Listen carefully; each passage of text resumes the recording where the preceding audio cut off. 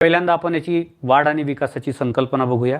नंतर वाढ आणि विकासामधला फरक बघूया,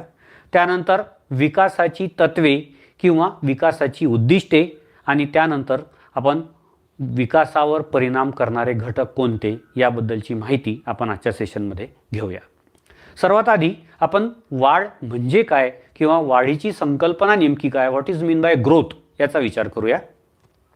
वाढ हा शब्द जो आहे हे आपल्याला मोजमाप करून संख्यात्मक रूप देणे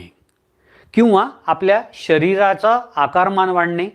किंवा शरीराच्या रचनेत बदल होणे किंवा शरीराच्या रचनेत धनात्मक बदल होणे म्हणजे वाढ होय। म्हणजे आपल्या हाताची वाढ होईल, पायाची वाढ होईल, मेंदूची वाढ होईल, स्नायूंची वाढ होईल, आपल्या शरीराच्या वेगवेगळ्या अवयवांची